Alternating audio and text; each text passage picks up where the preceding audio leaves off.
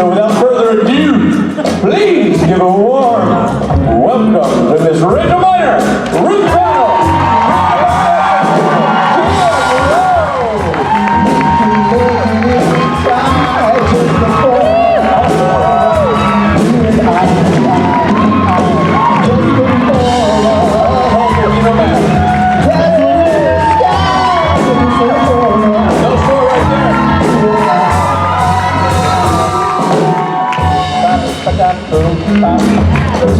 Just so lovely, baby. Just a table for four, right this way. Well done, everyone. I think that was the easiest entrance we've ever done. The chairs were set. Oh, other than her almost dying. You missed the near catastrophe. That's true. With a very tight corner. You almost died? She almost really died. Just super quick. Please. She went up the ramp, and because she's already drunk, she... Are you talking Rachel, Ruth, or Kim? Yeah, I'll do it. Okay, so you gotta narrow the field. She started to go off the side. Rachel did? Yeah. No, it's just that my She's super drunk. that caught a little, so Oh, no. it wanted to go off. You don't have to lie to us, we're not the gendarme. We don't judge. Yeah, no. We can't enforce the laws. I nearly went over the edge as well, and that for me is a really deep pit. The ramps have been scary. Far for me. Yeah, exactly. I want everybody to know Grand Canyon. the first time we've had lights on the ramp and it's now leading to catastrophe. It's also the first ramp that's in moves.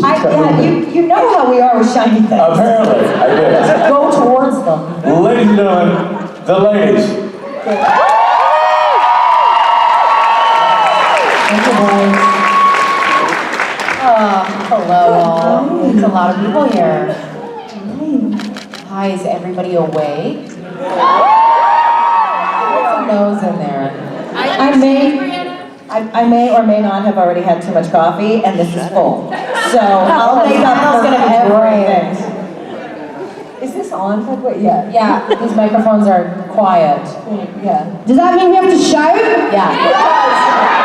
Okay. This will help. This will get rid of a lot of stuff. There you go. It's a win-win. Yeah. Are you first? What's your name? Where are you from? Get her. Go. What do you want? Deep breath. Oh, we've already lost 2 of them. They're running out. We're leaving. Was it the way I said it? We were prepared for vaginas and twat waffles, not for yelling. Twat waffles. It's the twat waffles. Chicken. Get them while they're hot. You heard me. It's okay. We just take it personally. Oh, It's no, okay. no. Their first album is going to be Jeez called Chicken. Louise, those lights are bright. No, it's because we're stars. It's like I was spotlight. having hot flashes. Yeah, that as well.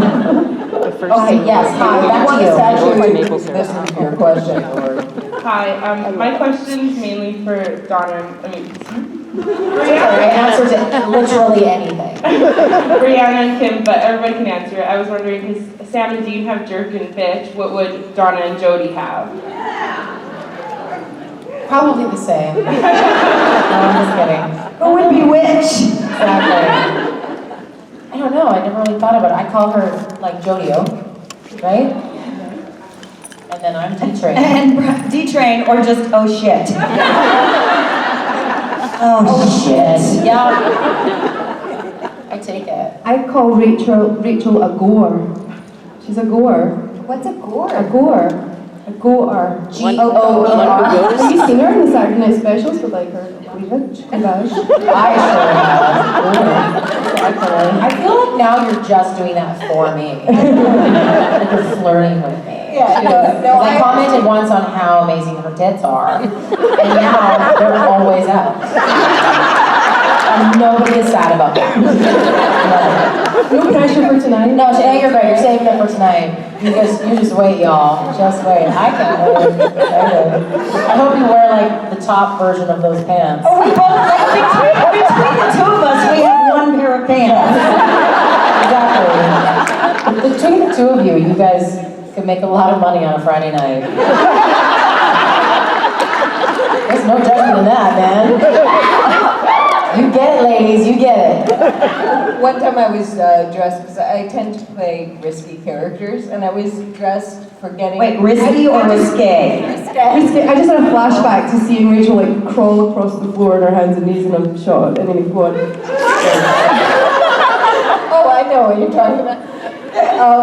No, but I was wearing fishnets and a very, very short skirt and a jacket over it, and I was walking in New York City. It was like we were shooting on location, so I was just walking to set. And I forgot what I was wearing, and some guy yelled out of the car, "How much?"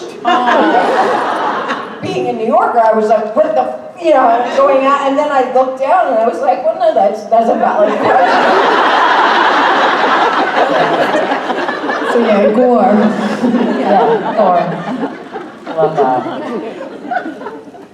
Okay, thank you. You are so welcome. It's all downhill from here, folks. We started off with Oh, I love it. Oh, okay, thank you. what you really wanted to hear about was my breasts. That time you go stop from being a prostitute. Hi. I was just wondering if you guys, your cast was in the Hunger Games, which fictional character from anything would you pick as your ally in the games? Oh man, you're assuming that I know what the fuck you're talking about.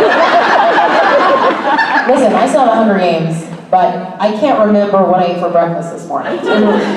So I'm gonna need your help.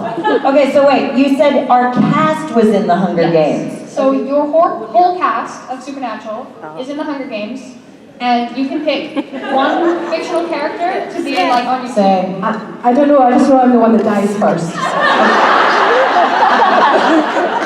Don't draw it out. Don't draw it out. Yeah, and I'm like, what's my goal? Because I just like to have a good time till I'm done. and I'm for sure the one that'd be foolishly putting her hand in the air going, I'm volunteer as tribute! Literally, my Always. thought was like, this whole group is Katniss. That is it. Like, I could not be more in love with these women. They're just the most magnificent creatures ever. And a little bit in love as well. Yeah, no, 100%. But I can't imagine anyone without, like, you all have that spirit of just bravery and strength and magnificence. I know, but I can't run fast. That was a struggle. I don't know how their archery is, but I'll get on it. Does that answer your question? no. No, it's just a hard no. Back from zero so far this morning. Breast vaginas. There you go. Pussy farts. Listen, if you guys are going to come up here and ask questions and think that we're going to answer them, just get out. Leave. Leave right now. It's too early to listen to what you have to say. Right? I think it's too early to think. No, I stand by what I said. What day is it? Like, your question literally made me start sweating. Don't ask me hard things. You know what? Don't ask me easy things either. Just ask for things for me. Yeah, there you go. Oh, now I have a headache. Thank you so much for your question. What's your name? Morgan. Morgan. I'm giving you a hard time. That was a really smart question. I'm just not a smart person. You can accept that as an Thank you. There we go. Thank you, my love. And also, Morgan is a beautiful name. Thank you. Do you know, like, Morgan Le Fay is one of my favorite fictional characters. Yeah, it's beautiful. There we go. We'd all be on with Morgan Le Fay. There we go. That's a good Thanks, answer. Morgan. I'll take that. Yeah, make up for it. I will acknowledge you. Not answer your question. Yeah. Thank you. Thank you. Morning. Good morning. First, I would like to say to Kim and Briana, thank you for helping Princess Fiona get on stage last night. Our pleasure. Born that way, baby. Amen. Second, you guys sparked a question to me yesterday during your panel, and if you could do any Broadway show, any Broadway character, what would you do?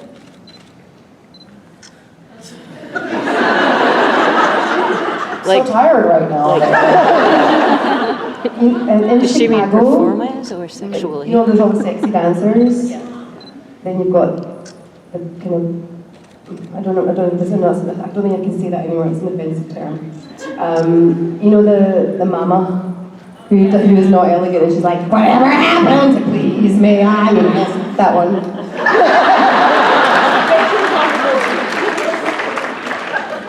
Mom's pretty badass. God, that is, I have no idea. It changes all the time. When I was younger, I wanted to be Tracy Turnblad so bad. It was like, I was actually up for that role in the Canadian production of it in Toronto. And I didn't get it, and I was that was my first big, like, professional rejection, and I was so heartbroken. I saw that show so many times on Broadway. Hairspray. But the very first show I saw, and the show that made me want to be an actor when I was 11 years old, and the show that I've seen the most is Les Mis. Yes. Yeah, I dream of playing. Dream? Yeah, exactly. I mean, when I was young, I wanted to be Ebony. Of course. Yeah, everybody wants to be Ebony, that's the best song. But now I want to be Fantine. Cassette. That's Cassette. That's the little kid. No, I literally never wanted to be the little kids, because I think their songs are crap. I wanted the big, like, gut busters, the big 11 o'clock numbers on my own, yeah. But, yeah, I'm gonna go play Miz. Yeah, I could. I just, like I said, I'm fucking tired. Broadway is like, that's the thing, is like, when I left musical theater, I left because I could not vocally sustain 8 shows a week. Broadway performers are fucking athletes. They really are. There's nothing like it. And the amount they get paid for what they do is ridiculous. They give their entire lives. I remember I would do shows in like a summer stock theater. I would do a musical that was like, I did a musical called Chickens once, where I played a chicken named Butterball. It was a big jazzy, bluesy rock show, and I didn't have a microphone, and so I was singing 8 shows a week, like belting out 8 songs a show, and I'd lose my voice, and I couldn't talk in between shows. I couldn't talk to anybody. I just can't live like this. So I love that music came back into my life for that reason. But anyway, Broadway performances are amazing. Yeah, 1,000%. And I don't know how they do it.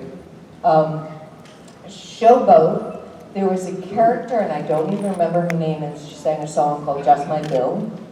Do you know? I don't remember her character. Okay, yeah. No, just Carousel. No, it's Just My Bill. But if you can look it up. But that used to be one of my favorites. One of the only songs I would actually sing. Yes. I'm a horrible actor. I mean, we'll just leave that there. But I'm a regional theater kid as opposed to a Broadway kid. So just to specifically attempt to answer your question, the only answer I can give is I want to play Murray Head's character in Chess so I can sing One Night in Bangkok.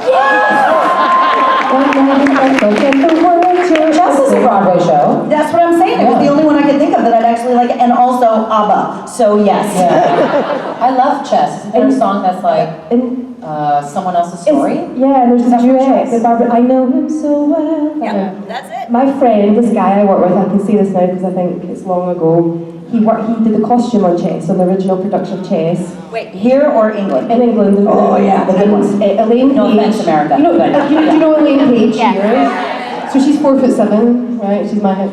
And she wears heels like this, and she was not nice. So they had a chessboard, it was on a rake, and he forgot to put sticky stuff on the bottom of her shoes. Don't mess with costume and wardrobe, right? Or hair and makeup. Or lighting. Piss those people off. Lighting. Yeah, don't In lighting. theater, do not fuck around with lighting people. They make you look bad. Or just, they'll make you so nobody can see you. Yeah. No, and it's true in film as well. Yeah, too. I it's remember true. I was That's doing very a true. film in Argentina with some of my favorite people I'd ever worked with. They were a whole crew from Argentina, and the hair and makeup people, they didn't speak much English. But we had the best time, and we would sing songs, and they did the most amazing makeup on me. It was wonderful. and another actress showed up, and I think she was not as nice to them. And then it became like a thing. She was like, how come it takes like 4 hours for them to do anything? Like, oh, I guess. Because you're a dick.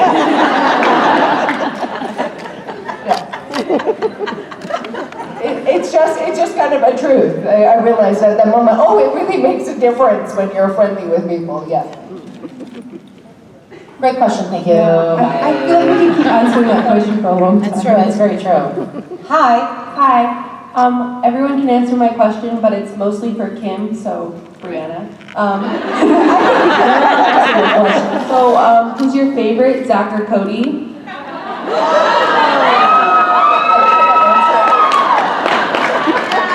You're asking who Kim's favorite or who Carrie's favorite is? Both. They might be different answers. Both. Yeah, Kim's favorite is Zach and Carrie's favorite is Cody. Just, Zach is so difficult and so fucking smart. And Cody's such a good boy and so fucking smart. And in real life, Dylan and Cole are both my favorites. Great answer. It's a terrible question. Why would you do this? It's gonna be on Twitter now. She's gonna get it. Actually, you know what? Well done. Well done. Hello. Hey, y'all. I like your shirt. Thanks. It was, I wore it and I was thinking of what Kim said yesterday, like, I'm a bitch, so that means I'm a leader and I'm strong. I said that. I said that. Oh, who said it? Briana did. I'm sorry, I've drank since then. Okay. Well done. Welcome to the party, my friend. But thank y'all all for being, such strong women, because it was hard to be a woman and be strong. And then when you have a disability on top of that, they're like, oh my God, is she okay? Like, fucking ask me if I'm okay, Anyway. My question is for all of you, it's really nothing to do with being a strong woman. I just want to know if you have a favorite episode. Like mine's Baby, because we get to see, Sammy gets laid, because Sammy never gets laid unless he loses his soul or something. That's what it takes in my group. I was just curious as to if you guys have a favorite episode. My favorite episode is French Mistake. Not only because it is, I just think, super brilliant, but also all of the actors who portrayed the crew members. The crew members on the show are friends of mine because, obviously work on the show, but then also visit the show and live in Vancouver, so I hang out with lots of them often. But then the actors portraying the crew members are also friends of mine from the acting community, so it's super funny to see my friends pretending to be my friends. Love that. I like regarding Dean. I've got a soft spot for many, many, many reasons, and I had read the script and was losing his memory, and that means something to me. I know with dementia and Alzheimer's and stuff, and I was really feeling very profound about the script, and I said to Jensen, he was like, oh, I just think it's really funny. And then, but cut to when he's looking in the mirror, and it was one continuous shot, very late at night at the end of a really long day, and he just looked in the mirror and just wept a perfect single tear. And just what changed, the atmosphere changed in the room, one of those. So I like it for behind the scenes reasons as well as the series, the episodes, they're either laugh your ass off hilarious or gut-wrenchingly heartbreaking, and that had both of them. That's one extreme to the other. And that's what Jensen can do. Exactly, yeah. Well, thank you. I feel like everyone's answers are better than mine. This group, I just want to watch and listen.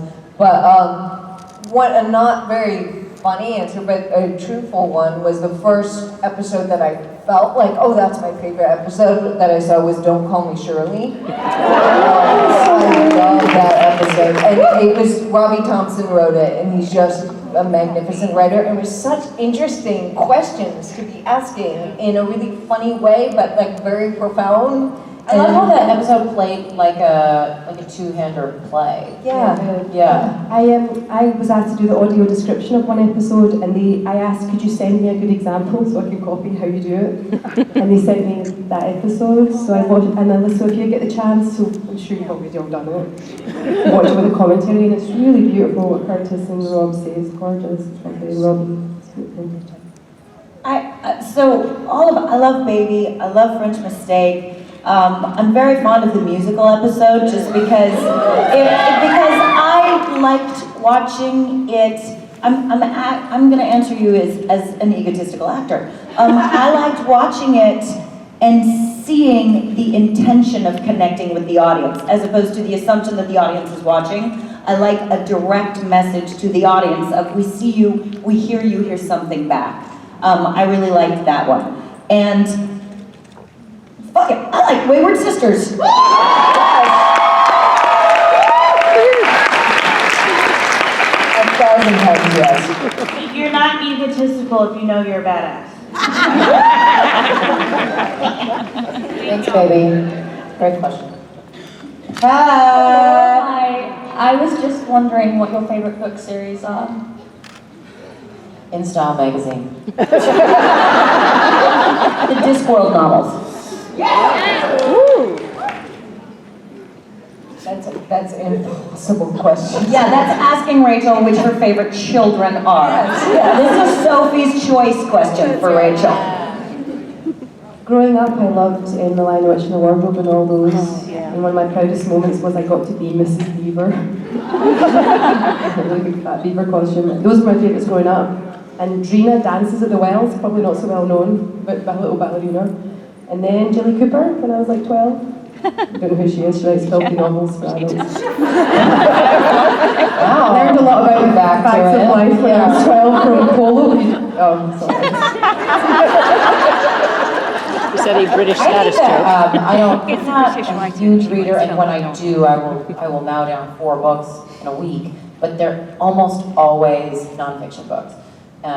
So my favorite books honestly, going through my bookshelf a couple weeks ago, almost all of my books are Sarah Silverman, Tina Fey, Amy Schumer, Lena Dunham, Mindy Kaling. Like if you are a comedy writer or an outspoken woman in Hollywood or in the media, I probably have your book.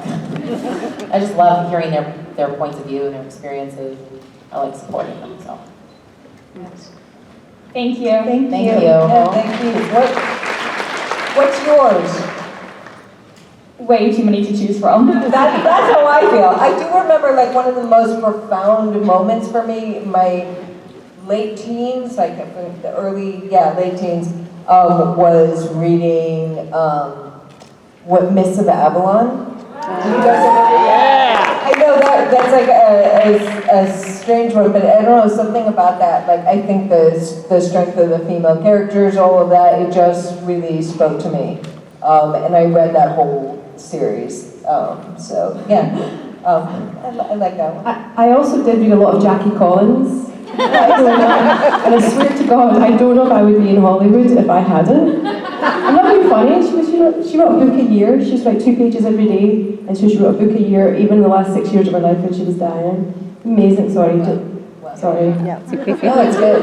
And at my panel in Cleveland, I told everyone to read Dragon Riders of Porn.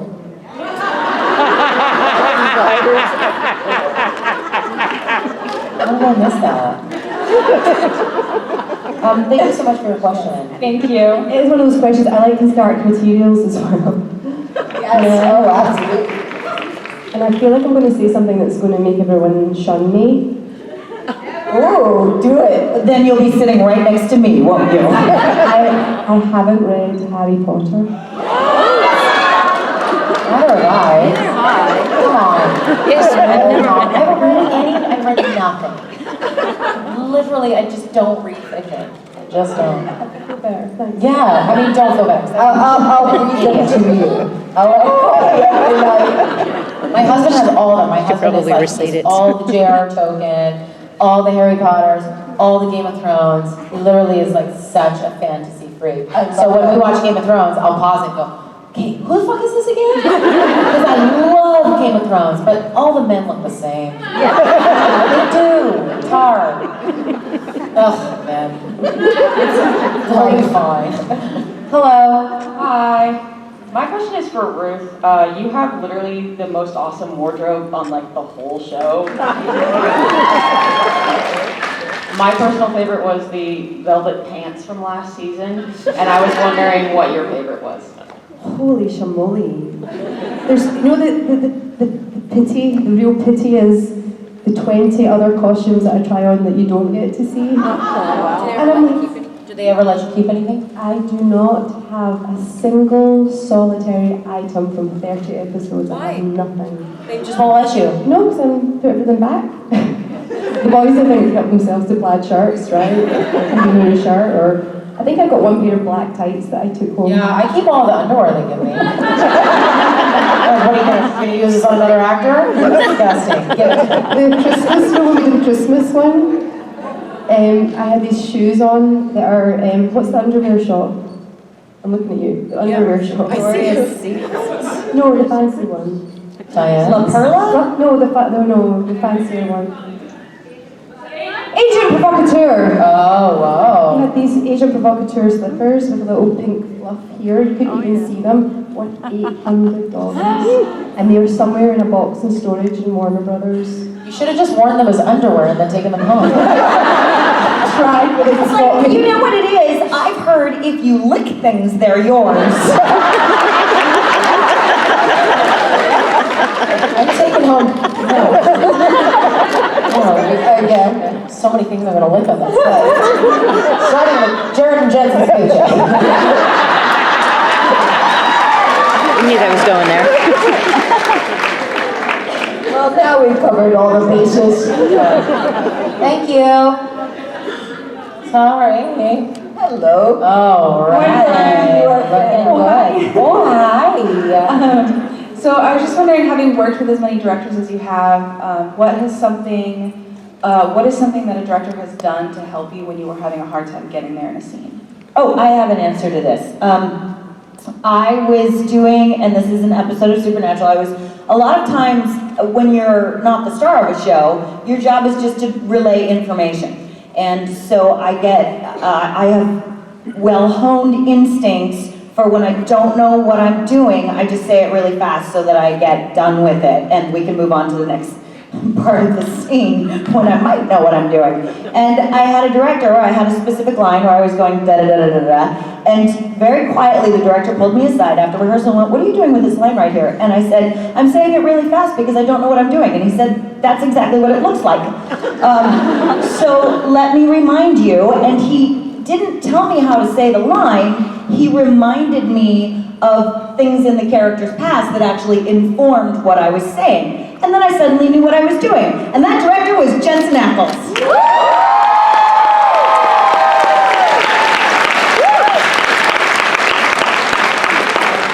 I had the fortune in the last season to be directed by 2 female directors, and I'm not just saying this to be pro badge. I'm just saying it was true. Both Amanda and Nina gave me feedback that I was doing okay. Because it just doesn't, you're so busy with it. And they assume because you're capable, or you pretending to be capable, that you've got all your confidence. It never does anybody any harm to be encouraged and reminded that they're doing a good job. That's so true. I remember the first time I started working TV, that was the first thing I noticed, is like, they'll say nothing to you unless it's terrible. Yeah. Unless it's like terrible and they can't use it. If it's not good, they might still use it. Because they're not always watching your acting. No, they're looking at the shot, the lights, the sound, all that stuff. That's awesome. And sometimes Bob Singer has said to me, just keep it simple, because that's not what Rowena is. It's amazing, like it's from amazing directors on this show, right? Oh yeah. Well, I'd love to be directed by Richard. It's not happened. Fingers crossed. That could happen. I'm just going to keep talking until somebody interrupts. I'll think of it. I was like, I don't want to interrupt her. So there's 2 things. One, I did a play when I was 20. And it was like one of those nice long rehearsal processes. And the director did something that changed my life, which was he noticed, even as this character, I was playing a prostitute because that's what I do.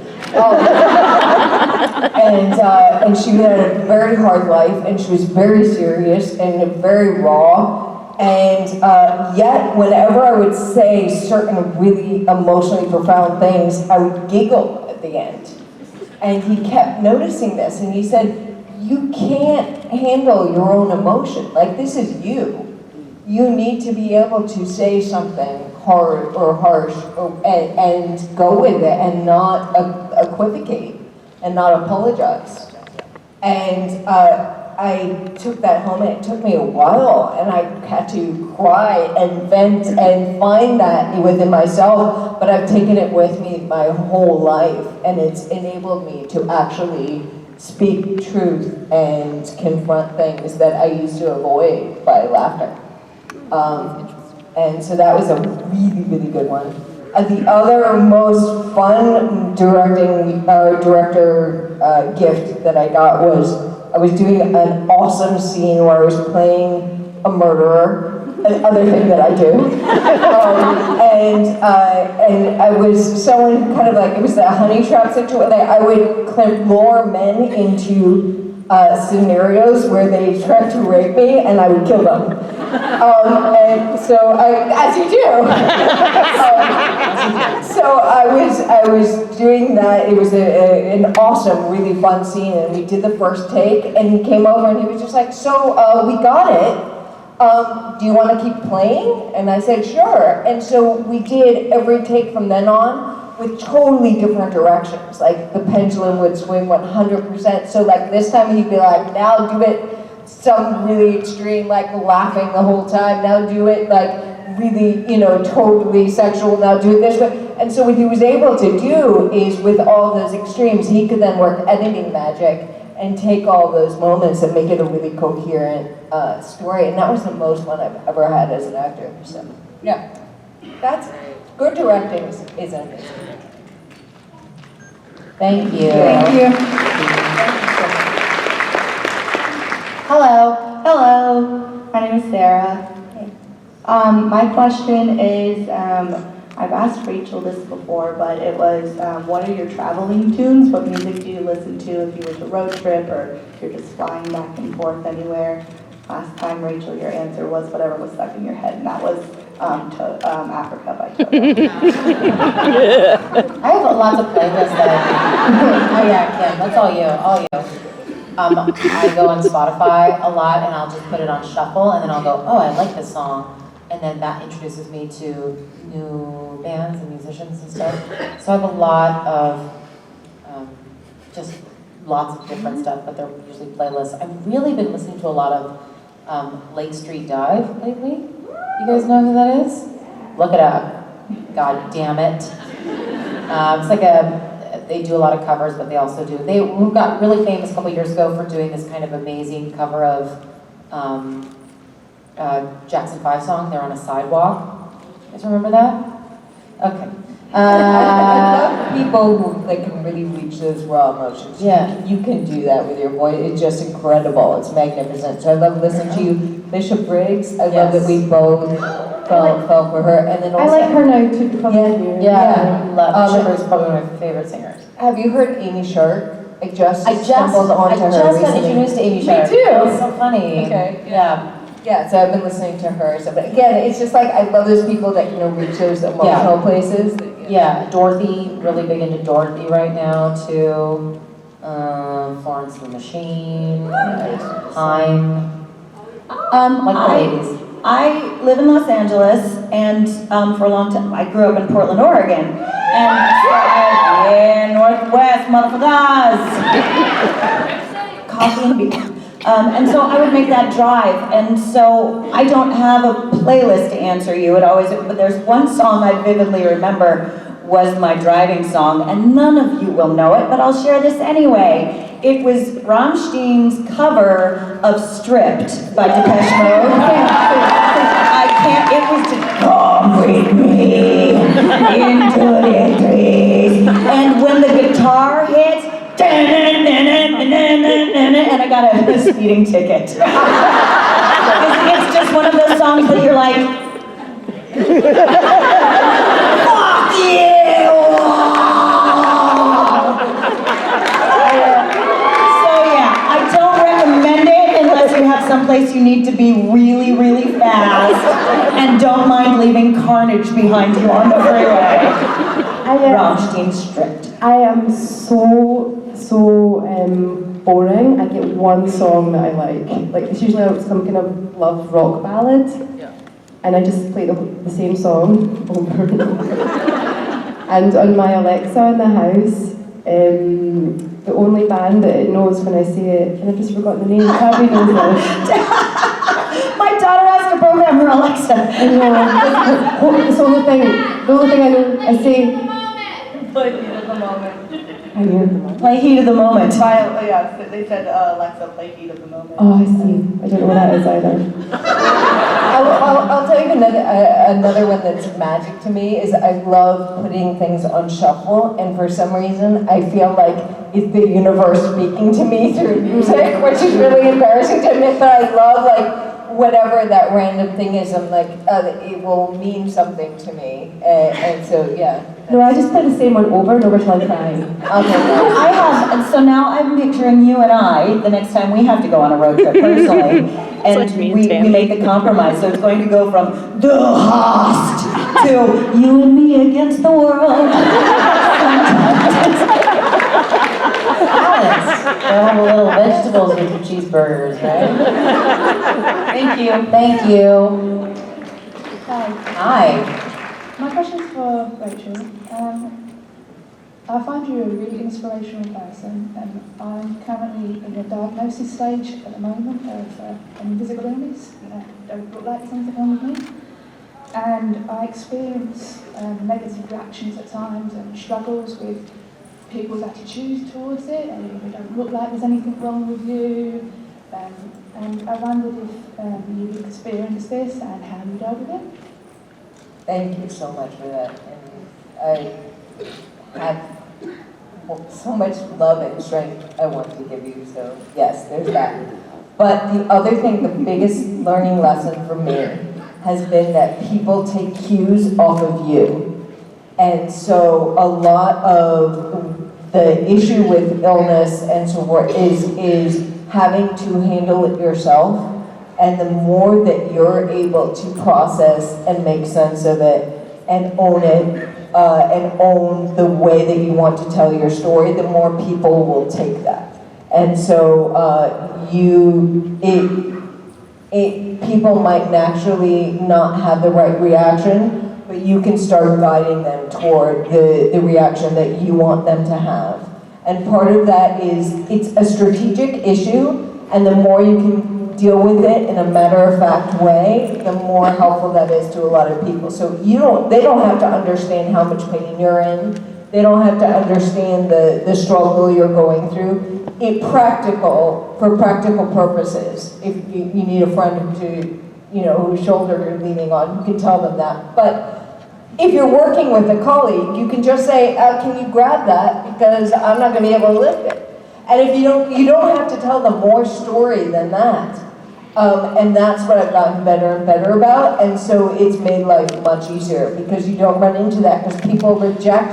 It's uncomfortable to have to confront there is pain and struggle in life. And a lot of us can't process that. And so you're asking a lot of people, if you're asking them to then confront and process the fact that that exists in the world, and then they have to live in your skin, and that's very uncomfortable. So I find it's really easy to just bypass all of that and be very practical about what you need.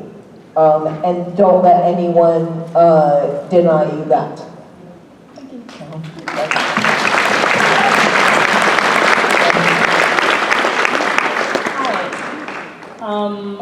I've noticed from the show, you guys are a bunch of really strong, badass, confident women, which I absolutely love. I was wondering if you were to put together a roller derby team, what your derby names would be, because I think you can pull that off. You're one person short right now, but... What's roller derby? I have mine. Mine would be Rocky Roads. Nice. Mine would be Briana Fuck Faster. Chicken names. I'm thinking. Okay. I have no idea. What would you call me? Ruthless. Yeah, I coach a derby kid named Ruthless, so That's a good one. She's on Team Canada. Ruthless shyster. And my daughter's name is effing perfect. Okay, your turn. I don't have one. I don't know. My dream isn't working. Rockin' and rollin' badass. No.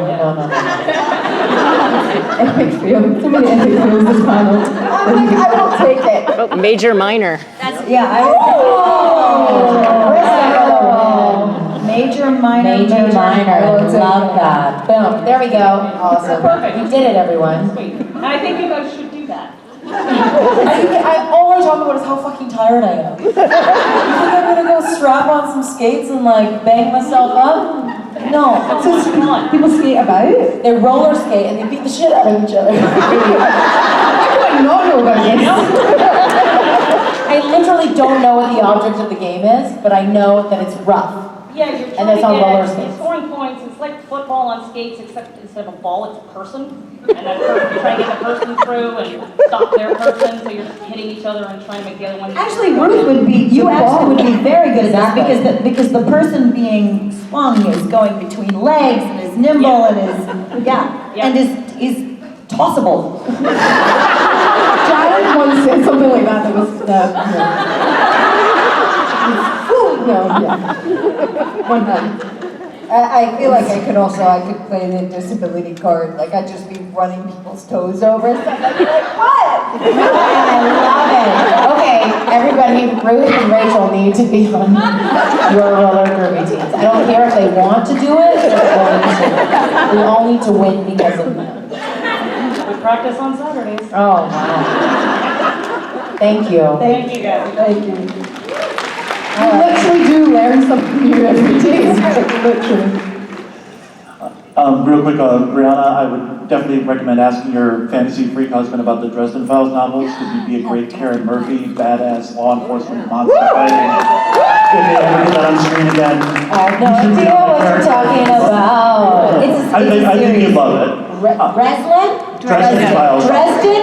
Yeah. The Dresden Files? Dresden Files? I have them all. Ask the fans, it sounds like they know. Okay.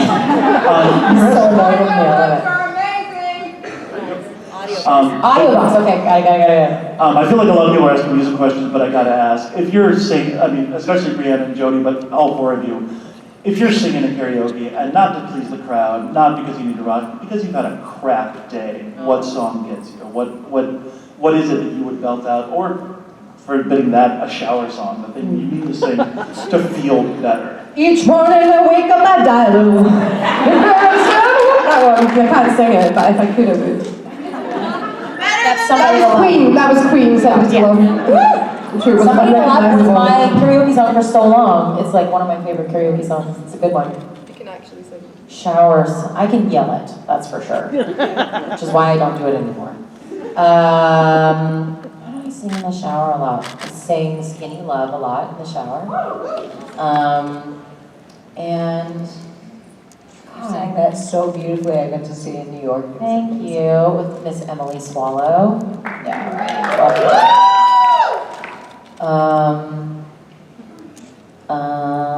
Better than that. I do sing better than that a lot in the shower. Yeah. Don't speak. That one. Do you sing that in the shower? That's a hard one. If I could sing it, I would. You just did. What about you? I'm this won't surprise you, but when I've had a crap day, I just go all in. I just am like, fine, then I'm just gonna fucking tear my heart out and leave it there so that it can heal, because often it's like salt. It dries better in the sun. So something that I would like to try at Saturday Night Special someday, except it would bring the entire evening down and fuck us for everything. But it's a Liz Phair song called Not a Pretty Girl. No, it's not Liz Phair, it's Ani DeFranco. I'm so sorry, Ani. Forgive me. It's Ani DeFranco, Not a Pretty Girl. And it's very, like, Because I get down when I start trying to be somebody I'm not, and then I beat myself up at failing to be somebody, and this song is just so like, fuck you, this is me, and I got this. And this is what it does to me. So then I scream and bawl and cry in my car, and then I'm fine. I have a good cry. That's right. I cry a lot to music. I don't sing along to it. I do that too. I think that's what's beautiful about music, and that's what I love about musical theaters. I think that music has the ability, almost like no other sense, to bring forth emotions that you are really trying hard not to feel. Absolutely. You know? I think that is actually one of the difficulties with singing. Because I haven't been able, I'll be honest, I haven't been able to sing in many years. I used to sing in the shower, so I can't. And I think that is a testament to the fact that there are a few things I'm holding on to. It's one of the things I admire so much about all three of you is like getting to see you sing and put that out there and that vulnerability. It's not something you can fake, and the voice doesn't lie. So yeah, I just admire the fuck out of you three. When my heart's broken, I can't actually listen to music. Like, the wheels of the bus go round and round and make me cry. It's too much. Like, that's actually, because it is so evocative, isn't it? You know, and it's music and touch that I can't. Like, I every time I go through a breakup or, you know, have a heartbreak, I have trouble being touched, like hugged or whatever. Because I'm afraid like certain smells or scents or something, if I smell them, it will like instantly take me back.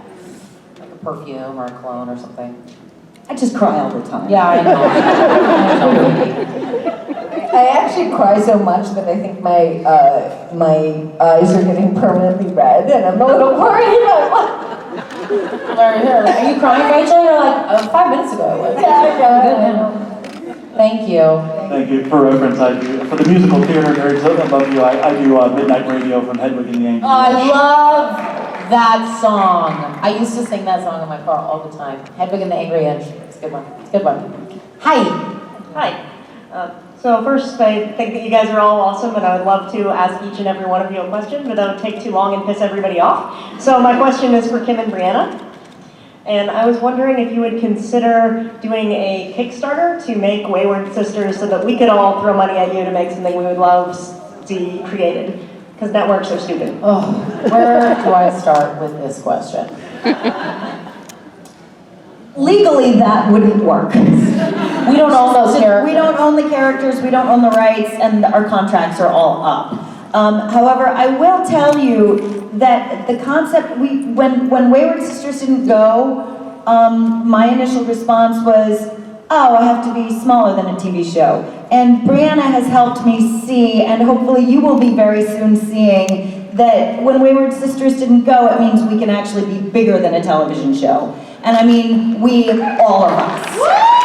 So, and we're not going to ask you for your money. Yeah, you might find that hard to believe, but we just don't want any more of your money. Let other people give us money.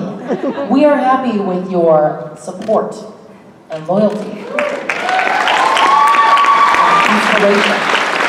I'm happy that you guys are taking inspiration from, the four of us somehow and using it to change the world. And that's worth gazillions. So let the dumb suits give us money. But also, I just do want to point out that what the network does not own is these women. And I'm very grateful to have your voices in the world, and I do think you can lead the fuck out of anything. So I will follow you wherever you go.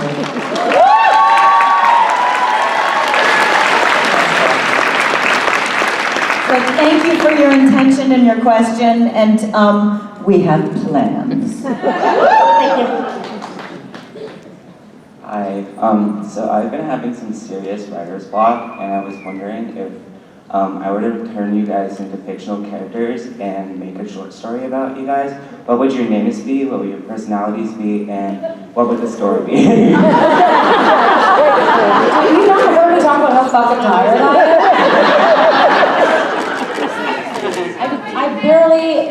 I just realized that you're standing there.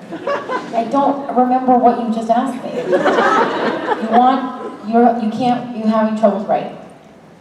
Yeah. Sorry to hear that. Well, but let's play this game back. So you want to give us each a fictional character with a name and a story arc. Yeah. You want us to write your book for you? Yeah. Well, at least give me a name. Can we do some back and forth? Okay. What kind of story is this? Horror. Let's say sci-fi.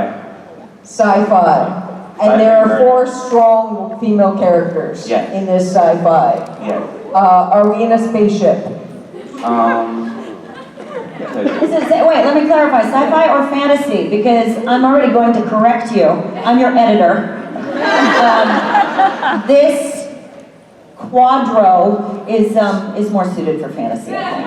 Okay, then fantasy. Okay, great. I'm a really, really bitter dragon. Okay. I'm just old, I'm sitting on my gold, and I have to be convinced to maybe go save the world. I might do it because somebody's gonna have a snack. I want to be one of those trolls that like sit down like under a bridge probably. They have a lot of stuff, but they don't want to give any of it away. And then somebody comes around and they begrudgingly help them, but they're just kind of swearing the whole time. The entire book will be about convincing these characters to save the day, and then the last chapter will be the adventure in saving the day. Yeah, I'm a menacing tiny fairy. It just goes between the 3 other characters, encouraging them to be negative and do fuck all. It's going to be a very salty book. No, because then we've got this one over here. What am I? You're the Easter Bunny. We established that last convention. You're a unicorn. You're the unicorn. It's going right. Hey guys, let's do something fun. A really sexy unicorn. Tits out. Tits out. Sounds like a great She does stuff with her horn. Sorry, what? What is magical is here's what's going on with the boobs. Just FYI, I have never had breasts in my life. So the fact that I have anything, it's like suddenly getting a body here. So I think I touch them a lot. So.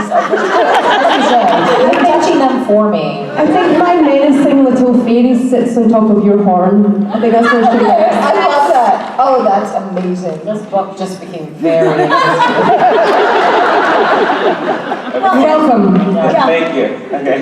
He's like, okay, guys. Okay. We did not help He really wants to sit down. You can title it. And then she takes the horn and... Yeah. Okay, he's like, get me the fuck out of here. Scout. That's what you get. No, I like this book. It's called The Convincing. And the whole book is really just convincing people that they have to be heroes when they don't want to be. Just like my fucking life. Oh, God. It sounds so hard. Okay, let's do this. Yes. Hi, my name is Kat. Where are you from? I'm from LA. What do you want? You guys have done a lot of weapons training for the show. I was wondering what your favorite weapon is and which one you would like to use or which one you would want to play with. My tongue.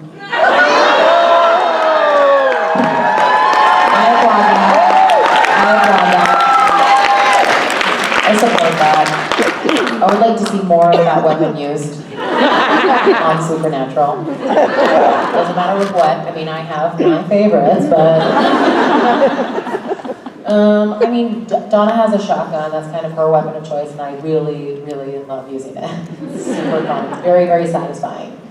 Just, it's also like a great button to a scene. You know, that noise it makes. I don't like guns, personally. It doesn't have to be a gun. I know, no, that's what I'm saying, is that's been most of Jody's weaponry is firearms, and Kim personally is not a big fan of them. I'm just gonna go with my fists and feet.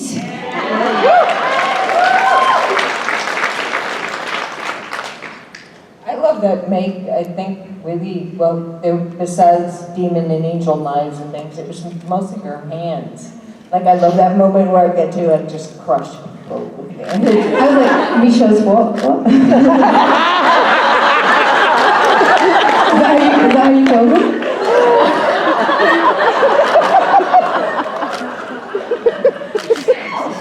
I don't know who I am.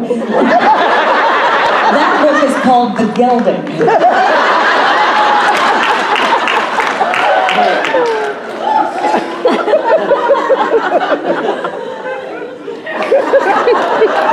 It always comes back to Misha's anatomy somehow. Love it. Misha should be in your book. Sitting on top of the unicorn. This trench coat. Yeah, this trench coat. She'll be galloping and he'll have his trench coat and he'll be like...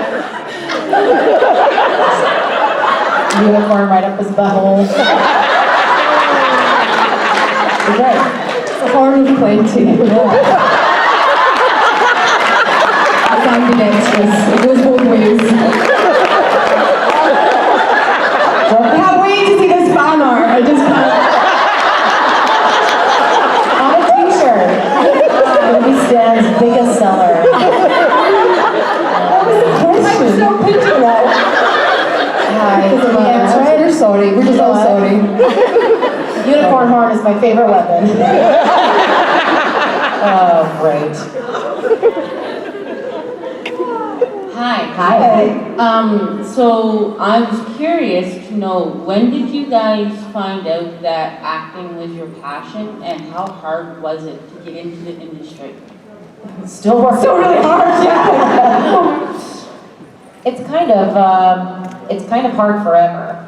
That's a bit of the bummer about it. I've tried to leave the industry so many times, and every time I do, there's always something from the universe that's dragging me back. Sometimes kicking and screaming a little bit, but I knew when I was quite young that it's what I wanted to do. I always thought that I wanted to be, when I was very young, when I was 11, I literally saw Les Mis and I went, that! And I remember telling my mom I knew that I wanted to be that. Now, when I was very young, when I was about 5 or 6, there was a band, this is Canada, so maybe you guys remember a band called the Mini Pops? When I was 5, wrote a letter to the Mini Pops asking if I could be in their group. This is a group of like kids who sang like covers of pop songs. So I always knew I wanted to sing and perform, but the actual business and the industry of acting is very, very tricky. So I did try to leave many times, and I've only, which is very unusual, only in my 30s have found significant success. And I like to think of success as anything, but success for me in my career, I think of it as a snowball, as rather instead of a ladder. So all the little things that I do every day, they build up and build up and build up, and so finally I have these snowballs of many, many things that I've been able to accomplish because I do a little bit every day. So then I have years. This year's been kind of amazing with the play and the album and the cartoon. And I feel very fortunate, and that's literally because... No! Well, now you still have to answer that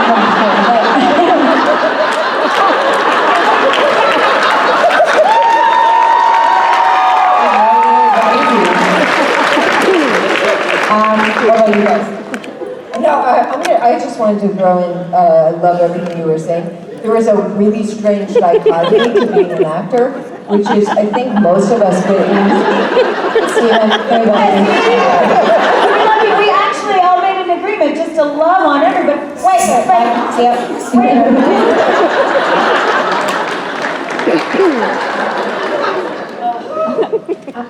Yeah, no, all I was going to say, so I keep trying to answer this seriously, why?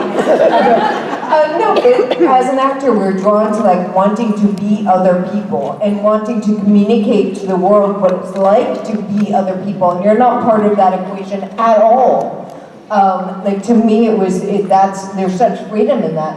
But then the industry is so much about you and trying to focus on this, and that always threw me. So I had the same thing where I was always like, half loving it and drawn to it and half pulling away and being like, I hate this, what is this weird thing? So, yeah. I knew at quite a young age as well. I kind of thought to myself, like, if I could somehow do something like Judi Dench, my life would mean something. Now, I was on a farm in Scotland, and I knew nobody in the industry, and it took me about 20 years to even get to drama college. It took me a long time. It's never too late. And like yourself, I had my most success at the time when they were telling you should retire in Hollywood. It's a long journey. If you're in it for the long haul, it sure is worth it. Isn't it? It's worth it when it works. No. As the senior member of this panel, I basically just keep falling upward. I didn't plan on being an actor. I wanted people to clap for me and give me attention and tell me I was okay, but the acting is not the only way. Thank you.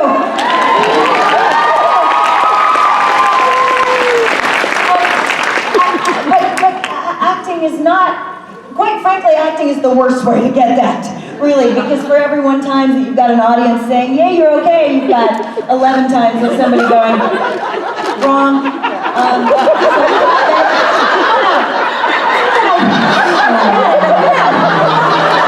Isn't it fun? So it's moments like this that make it all worthwhile. Oh, military ball. You go, boy. It's quite fun though, isn't it? It's all, what? What's going on? Hi, Rob. What are you doing? That's Kim's ass. Just We're hiding. We're trying not to get booed. We just talked about how people clap and love us when we're actors, right? Right? Yeah. Now we're gonna come on to bring you guys off stage. Yeah. Hi, Ruth. Why was that Does so this remind you of the library? Me too. It's always great to play a warm house. But no, When you're welcome on stage. I can't. I'm not wearing any underwear, so I'm not going down on my hands and knees. What? What did I miss? Too close, too close. Ah, damn it. Ladies, Hello, Richard. how was it? Great. I feel like we covered all the bases, literally. I believe it. If by bases you mean body parts, I believe that's probably what happened. And we also went round the horn, so. I have no follow-up questions to that. Ladies and gentlemen, Ruth Connell, Briana Buckmaster, Kim Rose,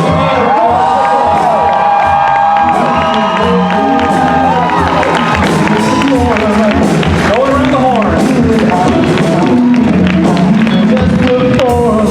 Rooming in our chairs.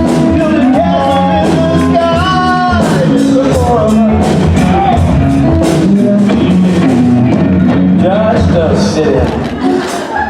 We're staging a sit-in while we were sitting. Just a sit-in. Body in the band. New record. The band is releasing a new CD. It's right here for sale. Love this one. It's got a photo taken by our very own Christopher Schmelke. On the new CD. It's called Splitting the Seams, which is what happened to my jeans when I just sat down. Splitting the seams. Gotta get off the stage backwards. You can see my underwear now, right? Because my pants got split in two. Oh, write a song about that, about my body being visible on the stage. You really are. I don't believe you're wearing underpants. It's just you and your booty. This is one of those awkward challenges that you wonder, do I prove this or do I let secret dogs lie? Let's move off that unsavory topic and remember that there are children in the room, but more importantly, there's a new Loud and Swing disc. It's out. It's called Splitting the Seams. I got a copy that I had to pay for because they're cheap sons of bitches. But you can get one and get them to sign it. Because they're doing autographs today. And they'll sign the CD when you get their autograph line. That's what they'll do. Because they love them, some music supporters. By the way, if I may, Rob. Please. Tonight. Yeah. Talk to me. It's a Saturday night. That's right. Anything special planned? We do have a concert we play called the Saturday Night Special. I like the name. I like it. Hey, did I tell you that you're singing tonight? Well, fancy that. And, well, you know, 3 of those ladies are going to be singing. The 3, oh, great. They got great voices. And you know who else